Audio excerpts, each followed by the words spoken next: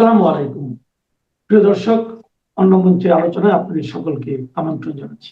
জননেত্রী শেখ হাসিনা ডিসেম্বরে ফিরে না আসলে কি তার রাজনীতি শেষ?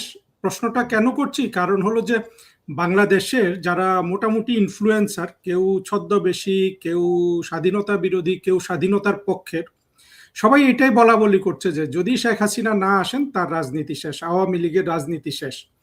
তো এই ব্যাপারে আমার অনেকগুলো প্রশ্ন আছে। আমার প্রশ্নগুলোর উত্তর দেওয়ার জন্য শেখ ফরিদ ভাই আছে। শেখ ফরিদ ভাই, আপনাকে শুভেচ্ছা জানাচ্ছি এবং স্বাগতম জানাচ্ছি আমার অনুষ্ঠানে। আর জাতীয় শোক দিবস উপলক্ষে আমি এর আগে একটা ভিডিও করেছি, আমার নিজের লেখা উপন্যাস থেকে পড়েছি, পরে আরেকটা করব। আমাদের এই প্রোগ্রামটা আসলে শেখ হাসিনার রাজনীতির উপর। ফরিদ ভাই, আমি যদি আপনাকে আপনার বক্তব্যের আগে আমি আপনাকে কয়েকটা প্রশ্ন করতে চাই। আমরা সবাই জানি, ব্যক্তিগতভাবে আমি জানি, আপনি হলেন আসলে আমাদের যে বর্তমানে, দুঃখিত আমি ঠান্ডায় কয়েকদিন ধরেই এইটা আমার সব সময় চলে, গলা একটু ধরে আসে, সরি, মাফ করবেন দর্শক বন্ধুরা। আপনি ফরিদ ভাই, আপনি হলেন আসলে একটা এনসাইক্লোপিডিয়া, অর্থাৎ বর্তমানে আমাদের যে, না আপনি হয়তো ভাবছেন যে আমি হাসছেন, কিন্তু বর্তমানে যে সিচুয়েশনটা বাংলাদেশে বিরাজ করছে, এইটা অনেক মানুষ বলে এটা নিয়ে, কিন্তু সঠিক কথাটা আপনার মুখ থেকে যেভাবে বের হয়, এটা আমি কিন্তু বেশিরভাগ মানুষের কণ্ঠ থেকে ওইভাবে বের হতে দেখি না। ফলে আপনি একটু সংক্ষেপে উত্তর দিবেন, কারণ আমি জানি যে আপনার প্রতিটা প্রশ্নের পেছনে অনেকগুলো আপনার কথা বলার আছে।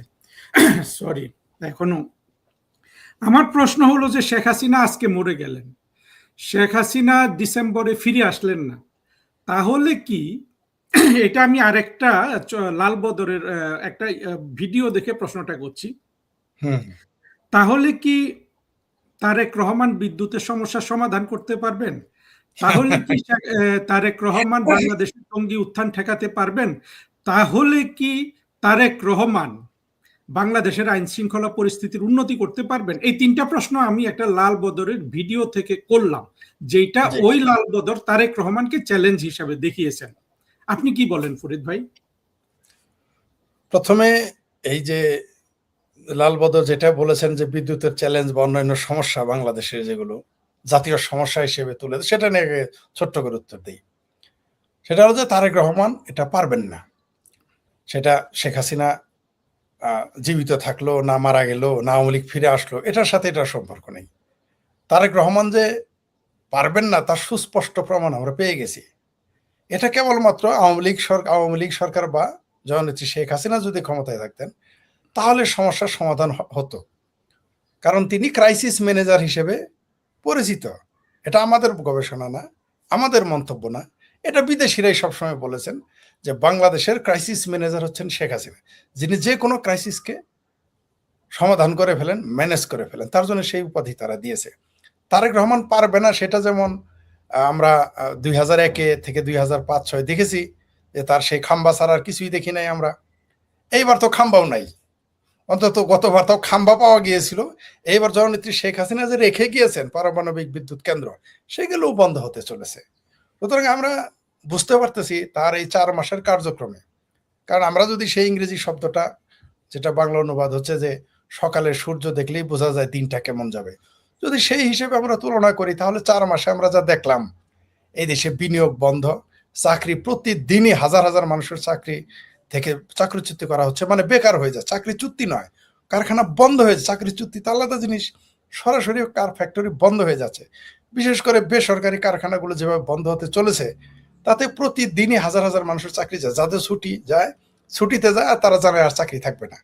আর যারা গার্মেন্টসের মালিক তারা নিজেরাই বলতেছে, আমরা এই 4 মাস না, শুধু বিগত এনজিওগ্রাম সরকার বলেন, আদম ব্যাপারী সরকার বলেন, বা আপনি এনজিওদের দোকানদারি বলেন, তাদের সে 18 মাস হয়, এই 4 মাসে আমরা দেখলাম যে তারা কোনোভাবে এই দেশের অর্থনৈতিক উন্নয়ন করবে তো দূরের কথা, চাকরি দেবে তো দূরের কথা, সমস্যার সমাধান করবে তো দূরের কথা, বরং যেগুলো ছিল সেগুলো তারা রাখতে পারেনি।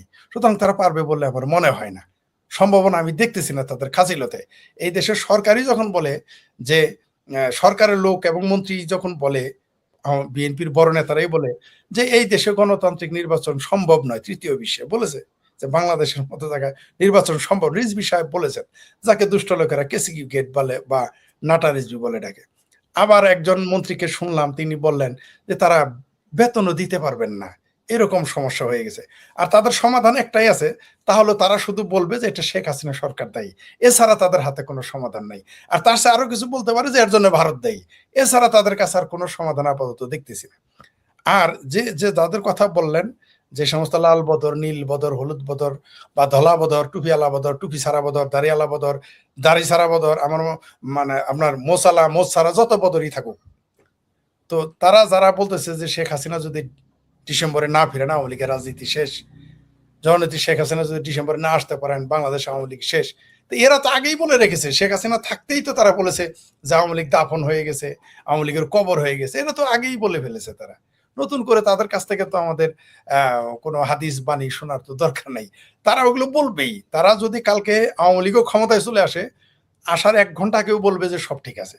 আপনি 71 সালের ঘটনা জানেন যে তারা 16ই ডিসেম্বরে আত্মসমর্পণ করতে যাচ্ছে, কিন্তু 15 তারিখ সকালেও পত্রিকায় পাকিস্তানে এসেছে যে পাকিস্তান বাহিনী জয়ী হতে যাচ্ছে। তো এটা তাদের পুরনো স্বভাবটা, তারা বলবে। জননেত্রী শেখ হাসিনা এরা এতদিন বলেছে আওয়ামী লীগ কোনোদিন আসতেই পারবে না, এই দেশের জনগণ তাকে পছন্দ করে না, এই দেশে আওয়ামী লীগ ফ্যাসিস্ট, এই দেশের জনগণ তাকে মানবে না। তারপর বললো তারা ভারত থেকে ধরে এনে ফাঁসি দিবে। এখন তো তারা উল্টা, এখন শেখ হাসিনার যখন বললেন যে আমি আসতেছি, তখন তো তারা উল্টা সুর ধরলো। তারা বলে আসবে কেন ফ্যাসিস্ট, হঠাৎ করে সুর পাল্টে ফেললো, কারণ তারা জানে যে শেখ হাসিনা ফ্যাসিস্ট নয়। এখন যখন দেখলো যে শেখ হাসিনা চলে আসতেছেন, ঘোষণা দিয়ে ফেলেছেন, মানুষও বাংলাদেশের মানুষও প্রস্তুতি নিচ্ছে, তখন একটা প্রপাগান্ডা তারা চালানো শুরু করলো। সেটা আওয়ামী লীগের ভেতরে ছদ্মবেশী হোক, আর লাল বদরই হোক, আর যারাই হোক। অনেকেই বলা শুরু করেছে যে, অনেকেই না, কেউ কেউ বলা শুরু করেছে যে যদি শেখ হাসিনা না ফিরে তাহলে তার ভবিষ্যৎ শেষ। আমি তো তা মনে করি না। 1975 আমি আপনাকে আরো 2-একটা প্রশ্ন এখানে যুক্ত করি। জি, আপনি নিশ্চয়ই খেয়াল করেছেন, আমি নামও বলতে পারি কারণ এদের সবাইকে আমরা এখন ভালোবাসি। সেটা হলো ধরেন আনিস আলমগীর, উনি একজন বিখ্যাত সাংবাদিক। উনি কিন্তু আপনার 24 আগস্টের পর উনি ফেসবুকে পোস্ট দিয়েছিলেন যে শেখ হাসিনা আসবে না, আপনার রাজনীতি শেষ। এখন কিন্তু দেখবেন উনি বিভিন্ন বক্তৃতা বিবৃতিতে বলে যে শেখ হাসিনা আসবে, বাংলাদেশের নেতা হয়ে আসবে, ওনার রাজনীতি শেষ হয় নাই। এটা আনিস আলমগীর উদাহরণটা কেন দিলাম, উনি অত্যন্ত পরিচিত বলে উদাহরণটা দিলাম। আবার ধরেন আরেক ব্যক্তি আছে, আমার খুব প্রিয়, ওনার ইউটিউবের ভিডিওগুলো আমি পছন্দ করি, গোলাম মাওলা রনি। আজকে সে বলবে সকালবেলা শেখ হাসিনা এই এসে পড়লো বাংলাদেশে, শেখ হাসিনার সবকিছু হয়ে গেল, বিকালে সে আরেকটা ভিডিও করবে, একটা নেগেটিভ করবে। এটা তো আপনার ভিউ বাণিজ্যের জন্য করছে, খুবই সুস্পষ্ট। আমরা যদি খেয়াল করি, আপনার 2024-এর পরে অসংখ্য এই ধরনের সমাজের পরিচিত মানুষ বলেছিল যে শেখ হাসিনার রাজনীতি শেষ। তারা এখন আবার উল্টো কথা বলছে, সুর পাল্টে ফেলেছে। তাহলে দেখেন এই যে পরিস্থিতিটা। আরেকটা জিনিস ফরিদ ভাই আপনি খেয়াল করবেন, ওদের মূল আর্গুমেন্টটা হলো যে গণ অভ্যুত্থানে পরাজয় বরণ করা কোনো শাসক, স্বৈর শাসক, ফ্যাসিস্ট ফিরে আসে না। আমরা তো 2024-কে গণ অভ্যুত্থানই মনে করি না, আমরা এটাকে সুস্পষ্টভাবে জঙ্গি উত্থান মনে করি। এবং আমি ব্যক্তিগতভাবে যতটুকু বোঝার আমার সাধ্য হয়েছে, আমি দেখেছি এটা পৃথিবীর ইতিহাসে জঙ্গি উত্থানের সবচেয়ে সফল আপনার ছিল, মানে সবচেয়ে সফল একটা মিশন ছিল। কারণ আর যত জায়গায় জঙ্গি উত্থান হয়েছে, কোথাও কিন্তু সরকার পরিবর্তন হয় নাই। ভারতে আপনার হয়েছে জঙ্গি উত্থান, ভারতে সরকার পরিবর্তন হয় নাই।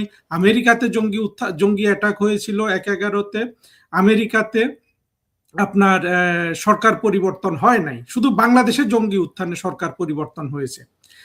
আর আরো একটা জিনিস দেখেন ফরিদ ভাই, এত কিছুর পরেও আমরা ভাবলাম সব ঠিক আছে, আওয়ামী লীগের যেসব কর্মী বলতে মানে যাদের আপনার অ্যাক্টিভলি রাজনীতি করে অর্থনৈতিক লাভ অলাভের হিসাব আছে যাদের, বা নেতা, এরা শেখ হাসিনাকে ছেড়ে যেতে পারে। কিন্তু বাংলাদেশে যে শেখ হাসিনার সমর্থক গোষ্ঠী আছে কত কোটি, ধরেন এটা 6 কোটি 8 কোটি, এরা কি শেখ হাসিনার এবং আওয়ামী লীগের সমর্থক হওয়া থেকে শেখ হাসিনা আসুক বা না আসুক, না, মরে যাক কি বেঁচে থাকুক, তারা কি চেঞ্জ হয়ে অন্য দলে চলে যাবে? আপনার কি মনে হয়?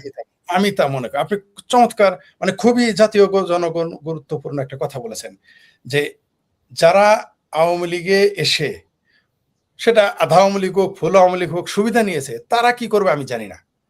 কারণ তারা যারা সুবিধাবাদী, তাদের মাইন্ড সেট আপ তো আপনি সিদ্ধান্ত নিতে পারবেন না। তারা সকালে আওয়ামী লীগ থাকবে, বিকেলে বিএনপি হবে, সন্ধ্যায় জামাত হবে, রাতের বেলা আবার বামপন্থী হবে, আবার ভোর রাতে তাহাজ্জুদের আগে হয়ে যাবে সুশীল, আবার যদি দেখে সুসময় তাহলে ফজরের পরে সব আওয়ামী লীগ হয়ে যাবে। তাদের কথা বাদ, কিন্তু আমি সমর্থকদের কথা যদি আমাকে বলেন, আমার এই আপনারা জানেন যে 10-12 দিন আমি অসুস্থ, আমাকে অসংখ্য মেসেজ করেছে মানুষ। সেইখানে আমি সাধারণ কর্মী যারা, তৃণমূলের কর্মী যারা, তাদের বক্তব্য কিন্তু সুস্পষ্ট। তারা মরে যেতে পারে, তারা আওয়ামী লীগ শেখ হাসিনা প্রসঙ্গে আপোষ করবে না। তারা যদি মরে যায়, অলরেডি দেখেন তারা কত নির্যাতিত। এই 2 বছরে আমি হিসাব করেছি, 71ও এত, অনেকেই বলে 71-এর মতো পরিবেশ, আমি একমত নই। যদিও প্রথমে আমিও তাই বলতাম 71, কিন্তু এখন আমি দেখতেছি না, 71-এর চাইতেও ভয়াবহ পরিবেশ এখন। এখনই যখন আপনি আওয়ামী লীগের সাধারণ কর্মীদের, তৃণমূলের সমর্থকদের সরাতে পারেন নাই, তার কবে পারবেন? যেমন কিভাবে এখন বলবেন যে কেন আমি 71-এর চাইতে ভয়াবহ বললাম? 71-এ কিন্তু মানুষ যতই নির্যাতিত নিপীড়িত থাকুক, তার কিন্তু আত্মরক্ষার একটা সুযোগ ছিল।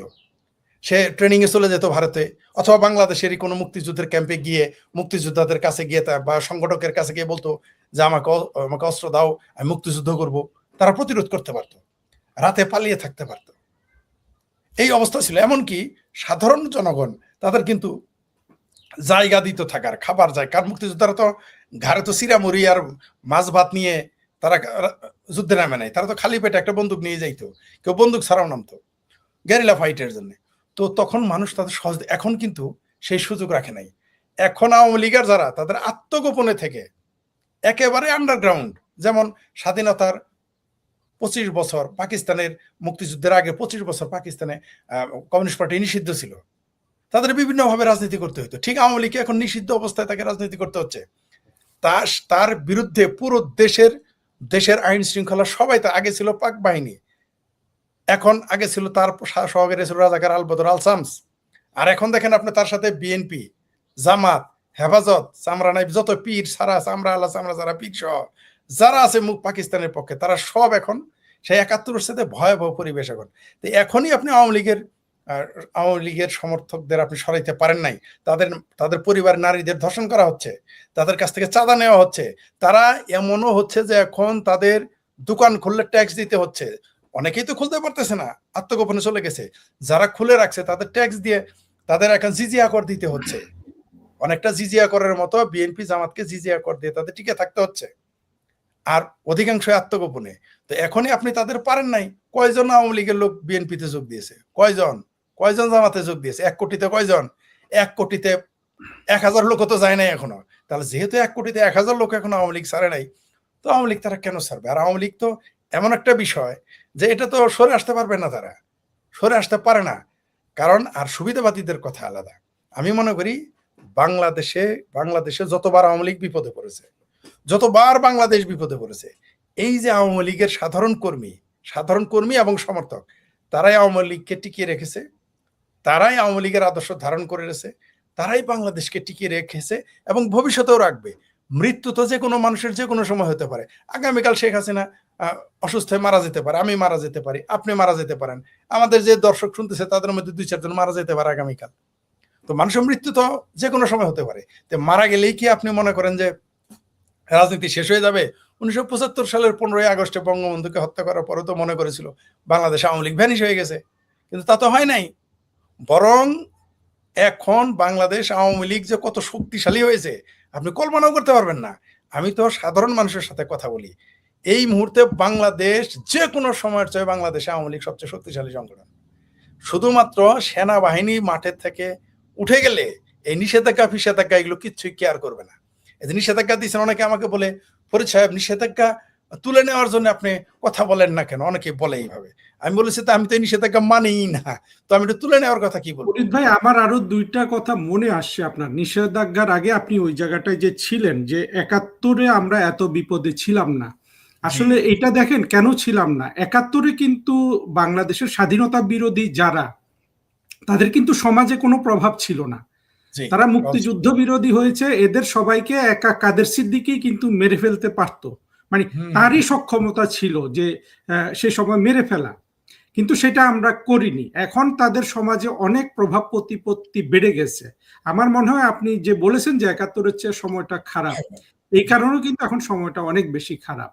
নিঃসন্দেহে। আর আর আপনি যেটা বললেন, আপনি লাস্টে যে কথাটা বললেন ওইখানে আমার একটা মন্তব্য আছে। আপনি শেষ কোন কথাটা দিয়ে যেন শেষ করছিলেন?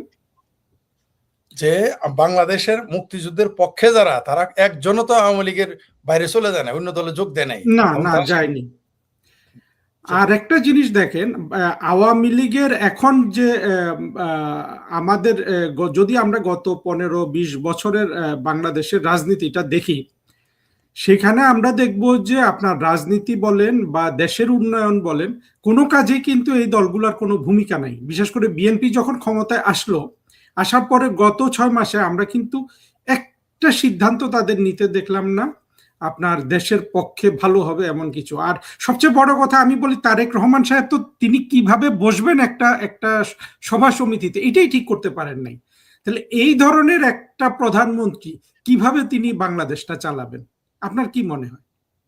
তিনি তো, আমি তো তাকে শুরুতেই বলেছিলাম, তিনি যেদিন প্রধানমন্ত্রী হবেন তার আগেই বলেছি এটা তো মুসলেখা প্রধানমন্ত্রী, তিনি তো প্রধানমন্ত্রী নন, তাই তার বসা না বসার আলোচনা বৃথা। কারণ একজন মানুষের বডি ল্যাঙ্গুয়েজ দেখেন, এই যে আমি অসুস্থ থেকে আজকে সবে আমাকে ডাক্তার বললো যে আপনি আজকে থেকে স্বাভাবিক জীবনযাপন করেন, তবে সতর্ক থাকবেন, রেস্ট নেবেন। আপনি দেখেন তো আমার চেহারায় যে কনফিডেন্ট, তারেক রহমানের চেহারায় সে কনফিডেন্ট দেখেন, একটা সুস্থ না, মানুষ। দেখি না। তার বডি ল্যাঙ্গুয়েজ, যারা সাইকোলজি বুঝে, যারা বডি ল্যাঙ্গুয়েজ বুঝে, একজন লোক তারেক রহমানের পক্ষে বলতে পারবে না। যারা বডি ল্যাঙ্গুয়েজ সম্পর্কে ন্যূনতম ধারণা রাখে, তারা তারেক রহমানের কথাবার্তা আচরণেই বুঝতে পারবে তিনি সন্ত্রস্ত, ভীত। তিনি কোথায়, তা মনে হচ্ছে যে কোথায় যেন তার কোনো কিছু তার বন্ধক দেওয়া আছে। তো এই মুসলেকা প্রধানমন্ত্রী, তারপরেও দেখেন 17 বছর একটা মানুষ ব্রিটেনের মতো একটা সভ্য দেশে থেকে এখনো রাজনৈতিক বয়ান তিনি দিতে শিখলেন না। তিনি কি বলেন নিজেই জানেন না। তিনি প্রধানমন্ত্রী, না সালাউদ্দিন সাহেব প্রধানমন্ত্রী, না জামাতের আমির প্রধানমন্ত্রী, না আমার ভাবির পোলারা প্রধানমন্ত্রী, বোঝা বড় মুশকিল। আপনি দেখেন তার বডি ল্যাঙ্গুয়েজ, তিনি তিনি কত নির্বোধ হলে এই কথা বলেন। একটা মানুষ কত অজ্ঞ। একটা হলো যোগ্যতা দুই ধরনের, একটা হলো অর্জিত আর একটা হলো অর্পিত। তো অর্পিত যোগ্যতা দিয়ে তো আপনি বেশিক্ষণ টিকে থাকতে পারবেন না কম্পিটিশনে। তার তো একদিকে তার প্রধানমন্ত্রিত্ব, তিনি জিয়া পরিবারে জন্মগ্রহণ করেছেন বলে প্রধান হতে পারে, একটা লোক বংশ পরম্পরা আসতে পারে, কিন্তু তাকে তো যোগ্য হতে হবে। ধরে নেন রণবীর কাপুর, সে বংশ পরম্পরায় সিনেমাতে আসছে, কিন্তু সে যোগ্য, তাই টিকে আছে। শুধুমাত্র পারিবারিক কারণে টিকতে পারবে না, তাহলে টুইঙ্কেল খান্নাও টিকে থাকতো, তাহলে অমিতাভ বচ্চনের পুত্রও টিকে থাকতো, তাই না? যোগ্যতা, অর্থাৎ একটা হলো অর্জিত যোগ্যতা, আরোপিত। এটা হলো আরোপিত যোগ্যতা। অর্জিত যোগ্যতা হলে তারেক রহমান এইভাবে কথা বলতেন না। যে ব্যক্তি নাকি বলে যে মাটির নিচে গ্যাস দিয়ে, মাটির নিচে পাইপলাইন থেকে ভারত আর বার্মা গ্যাস চলে যাচ্ছে, এইরকম সেন্সের, এরকম হবু রাজার আরেক গোপমন্ত্রী আছে আরেকটা, তিনি আবার বলেন যে গ্রামে তার একটু দূরে, তো তাই কারেন্ট ধীরে ধীরে যায়, লোডশেডিং হয়। তো এই ধরনের যারা হবু রাজা আর গবু রাজা মন্ত্রী, তারা কেন, মানে আমি তো অবাক হয়ে যাই যে বাংলাদেশে পর্যন্ত যত দেশ প্রধান হয়েছে, এমনকি ডক্টর ইউনূসও একজন অযোগ্য প্রধানমন্ত্রী, কোনো সন্দেহ নাই, তার চেয়েও বেশি অযোগ্য হচ্ছে তারেক রহমান, যার এত বড় দলের সমর্থন থাকার পরেও যার বডি ল্যাঙ্গুয়েজ এত দুর্বল, যার কথা বলার যোগ্যতা নাই, যিনি 17 বছর ইংল্যান্ড থেকে কি করলেন আমরা জানি না, কি শিখলেন তিনি। 17 বছরে একটা মানুষ বিদেশে থাকলে মিনিমাম সভ্য হয়ে আসে কথাবার্তা, আচার আচরণে। কিন্তু আমরা কি দেখলাম, পৃথিবীর সবচেয়ে স্বাধীনতা, নারী স্বাধীনতা এবং গণতান্ত্রিক একটা দেশে থেকে, ধর্মনিরপেক্ষ একটা দেশে থেকে এসে তিনি রাজ্জাক বিন ইউসুফ তথা এই নারী বিদ্বেষী, এই কাজ্জাব, এই বদমাইশ, এই হালে খবিশ, তার মতো লোককে সে দাওয়াত দেয়, তাহলে আর কি করার আছে? আপনি ম্যাকিয়াভেলি কি বলেছে? ম্যাকিয়াভেলির দ্য প্রিন্সে বইয়ে কি বলে, আমাদের কি শেখায়? ম্যাকিয়াভেলি তার জীবনের, সারা জীবনের অভিজ্ঞতা এবং শত শত রাজার জীবন বিশ্লেষণ করে তিনি বইটা লিখেছেন, দ্য প্রিন্স। সেখানে তিনি কি লিখেছেন? যে কোনো মানুষকে যদি তুমি নিরূপণ করতে চাও, তাকে অ্যাসেসমেন্ট করতে চাও, মেজারমেন্ট করতে চাও, তার আশেপাশে কে কে আছে তাদের দেখে তাকে মূল্যায়ন করবে। আপনি দেখেন তো তার পাশে কে, তার পাশে বিবি নূর, তার পাশে কে সালাউদ্দিন সাহেব, তার পাশে কে রিজভী সাহেব, এদের টুকু সাহেব, এদের না, কথাবার্তাগুলো রিজভী সালাউদ্দিন বাদ দেন, এই যে শুধু আমরা যদি টুকু নিয়ে আলোচনা করি, টুকু ছিল প্রতিমন্ত্রী 2001 থেকে 6, এই বিদ্যুৎ সেকশন দেখতো, এবং তখন তাকে চাকরিটা ছেড়ে দিতে হয়েছিল, কারণ তখন তো আসলে লোডশেডিং এখনকার মতো অবস্থা ছিল, মানুষের জীবন ছিল খুবই দুর্বিষহ। 17 বছর পরে ফিরে এসে তারেক রহমান সে ব্যর্থ মন্ত্রীটাকে তার আবার বিদ্যুৎ মন্ত্রী করলেন, যার ফলাফল বাংলাদেশের মানুষ পাচ্ছে। যেটা আপনি বললেন যে উনি বলছে যে আমাদের বিদ্যুতের লাইনগুলা লম্বা লম্বা, শেখ হাসিনার সময় কি ওই লাইনগুলা ছোট ছোট ছিল? দেখেন, মানে মানুষকে তারা কত বোবা ভাবে যে না শেখ হাসিনার সময় এই লাইনগুলো, তখন কি নাকি শেখ হাসিনা যখন প্রধানমন্ত্রী ছিলেন আওয়ামী লীগ সরকারের সময় মানে সরাসরি বিদ্যুৎ চলে যেত তার ছাড়া, তার ছাড়াই চলে যেত। হ্যাঁ, তার এটা ছাড়াই তারা চলে যেত। মানে একজন মন্ত্রী, একজন দায়িত্বশীল মানুষ। শুনেন, আপনি একজন কূটনীতিক ছিলেন, আপনার সাথে 10 জনের কথা চিন্তা ভাবনা আলাদা হইতে হবে। তিনি একজন মন্ত্রী, তার কথাবার্তা আলাপ আলোচনা এবং সরকারের দায়িত্ব, তার কথাবার্তা ওইরকম হইতে হবে। আমি পরিবারে আগে 2 বছর আগে কিভাবে কথা বলছি, আর এখন জনগণের সাথে পরিচিত হওয়ার কারণে, পাবলিক ফিগার হওয়ার কারণে আমাকে অনেক সতর্কতা অবলম্বন করতে হয়। ভুল যে আমার হয় না তা বলছি না, কিন্তু এরকম মানে নির্বোধের মতো ভুল তো আমাদের স্লিপ অফ টাং হতে পারে, কিন্তু এরকম ভুল কথা তো আমরা বলি না, এরকম স্টুপিডিটি তো আমরা করি না, করতে পারি না, এটা করা যায় না। আপনি দেখেন, সে বলল যে তার, আচ্ছা তার কথাও বাদ দেন, তার চেয়েও হাস্যকর দেখেন আপনি, যে কোনো কিছু সমস্যা হলেই শেখ হাসিনার সরকারের 17 বছরের সমস্যার কারণে জ্বালানি সমস্যা, 17 বছর কবে জ্বালানি সমস্যা হয়েছে? তখন তো এত লোডিং ছিল 1 ঘন্টা 2 ঘন্টা, এরকম 12 ঘন্টা 14 ঘন্টা ছিল না, না। এখন তো ফরিদ ভাই আরেকটা জিনিস কিন্তু বৈধতা চলে আসে। বৈধতাটা কোথায় আসে দেখেন, এটা নিয়ে আওয়ামী লীগের বক্তব্যগুলো সুস্পষ্ট হওয়া উচিত। এই যে ওরা কিন্তু এখনো বলে যে লুটপাট করে, এটা করে সেটা করে। আমার তো মনে হচ্ছে যা যা ব্যবস্থা তখন করা হয়েছিল প্রত্যেকটার প্রয়োজন ছিল, ছিল বলেই তখন বিদ্যুৎ ছিল। এই প্রয়োজনগুলা ইউনুস পূরণ করে নাই। ইউনুস তো সব টাকা পয়সা চুরি করেছে, আপনার কোনো মেরামত, এই যে আপনার যতগুলো বিদ্যুতের যে আপনার যেসব কি বলবো প্লান্ট আছে, এগুলো কোনো কিছু মেরামত করে নাই। তারেক রহমানের কোনো পরিকল্পনা নাই। আসলে মূল জিনিসটা হলো আওয়ামী লীগের যে প্রতিটা কাজই সঠিক ছিল, এদের ব্যর্থতাগুলো কিন্তু তাই প্রমাণ করে। এবং সেখানে শুধু বদনাম আর বদনাম চুরি, এইটা বলে কি এরা বেশি দিন জনগণের হাত থেকে বাঁচতে পারবে? আমার সেটা মনে হয় নাই। ফরিদ ভাই, আমি একটু আবার আমার আজকের যে প্রোগ্রাম, আজকের বিষয়টাতে ফিরে আসতে চাই। এই যে দেখেন আওয়ামী লীগকে বাংলাদেশের, হ্যাঁ হিন্দু সবগুলা যদি ভারতে পাঠিয়ে দেয় তখন এক অবস্থা, সেটা আমরা এখন কল্পনা করছি না। বাংলাদেশে এখনো যদি 7% বা 8% হিন্দু সম্প্রদায় থাকে, বা আপনার বাংলাদেশে যেসব বিভিন্ন উপজাতি সম্প্রদায় আছে পাহাড় টাহাড় অন্যদিকে, আর বাংলাদেশের যেসব নারীরা কর্মক্ষেত্রে থাকতে চায়, মানে পুরুষের সাথে জীবনে তাদের ভূমিকাটা দেখাতে চায়, এই অংশটা কি শেখ হাসিনা আজকে মরে গেলে বা শেখ হাসিনা ডিসেম্বরে ফিরে না আসলে আওয়ামী লীগ ছাড়া অন্য কোনো রাজনৈতিক দলকে সমর্থন দেওয়ার কোনো সুযোগ আছে?